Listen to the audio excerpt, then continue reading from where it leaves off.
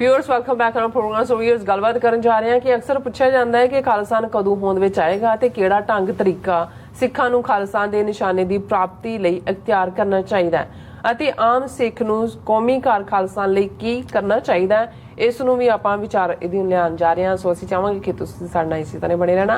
देखण सुनने या लिखण ਲਈ ਤੁਹਾਡਾ ਸਭ ਦਾ ਬਹੁਤ ਬਹੁਤ ਧੰਨਵਾਦ। ਜੀ ਰਾਜ ਸਾਹਿਬ ਕੀ ਕਹਿਣਾ ਚਾਹੋਗੇ?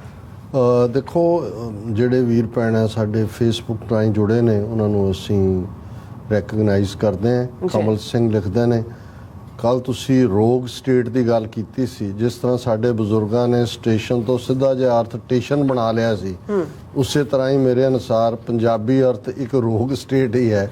ਉਹ ਸਟੇਟ ਜੋ ਆਪਣੇ ਆਪ ਵਿੱਚ ਇੱਕ ਰੋਗ ਹੋਵੇ ਤੇ ਲੋਕਾਂ ਨੂੰ ਵੀ ਸਰੀਰਕ, ਮਾਨਸਿਕ, ਆਰਥਿਕ ਤੇ ਧਾਰਮਿਕ ਤੌਰ ਤੇ ਰੋਗੀ ਬਣਾਏ ਤੇ ਲੋਕਾਂ 'ਚ ਪ੍ਰਚਾਰੇ ਕਿ ਤੁਸੀਂ ਸੰਸਾਰ ਦੇ ਸਭ ਤੋਂ ਜ਼ਿਆਦਾ ਤੰਦਰੁਸਤ ਇਨਸਾਨ ਹੋ ਤੇ ਲੋਕ ਵੀ ਸਦੀਆਂ ਤੱਕ ਇਹੀ ਸਮਝੀ ਜਾਣ ਕਿ ਇਸ ਤੋਂ ਵੱਡਾ ਕਿਹੜਾ ਰੋਗ ਜਾਂ ਕੋਈ ਰੋਗੀ ਰਾਜ ਹੋ ਸਕਦਾ। ਬਹੁਤ ਖੂਬਸੂਰਤੀ ਨਾਲ ਉਹਨਾਂ ਨੇ ਇਸ ਰੋਗ ਸਟੇਟ ਨੂੰ ਬਿਆਨਿਆ।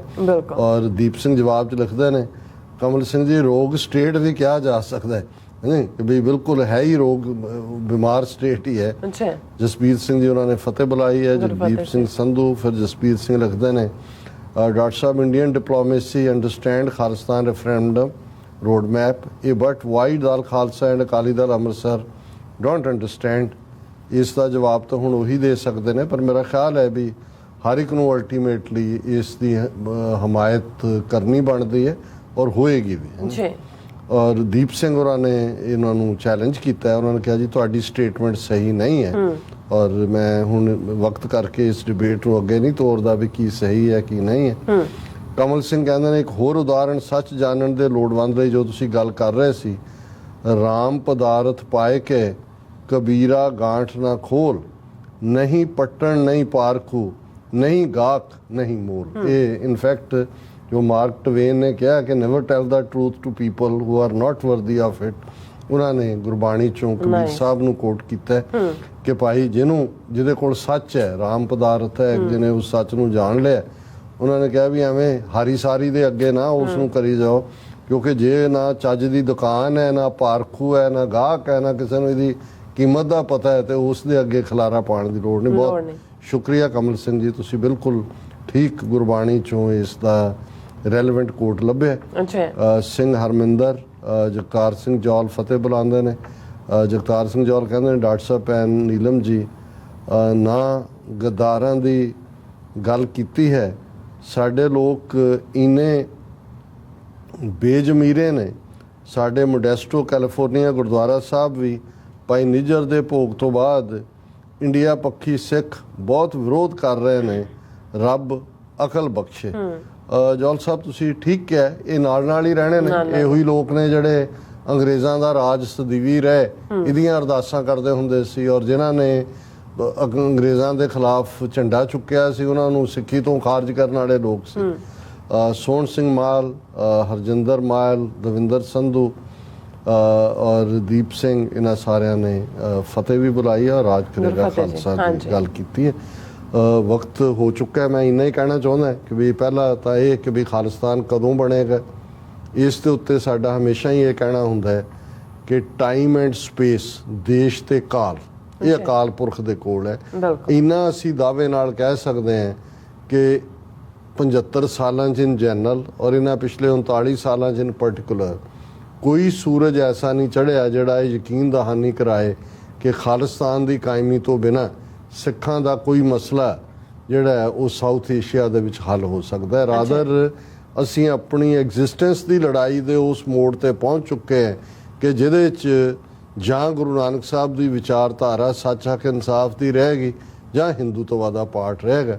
ਸੋ ਖਾਲਿਸਤਾਨ ਦੀ ਕਾਇਮੀ ਤੋਂ ਬਿਨਾਂ ਸਿੱਖ ਬਚਦੇ ਨਹੀਂ ਨੇ ਉਸ ਖਿੱਤੇ ਦੇ ਵਿੱਚ, ਇਹ ਬਿਲਕੁਲ। ਹਾਂ, ਜੇ ਇਹ ਸਾਡਾ ਕਨਕਲੂਜਨ ਹੈ ਤੇ ਫਿਰ ਸਾਡਾ ਯਤਨ ਕਿਸ ਉਦਮ ਤੇ ਰਾਜ ਮਿਲੇ ਇਸ ਦੇ ਉੱਤੇ ਹੋਣਾ ਚਾਹੀਦਾ ਹੈ। ਟਾਈਮ ਐਂਡ ਸਪੇਸ, ਉਹ ਜਿਵੇਂ ਅਸੀਂ ਕਿਹਾ ਜੀਓ ਪੋਲਿਟਿਕਸ ਬਦਲਦੀ ਹੈ।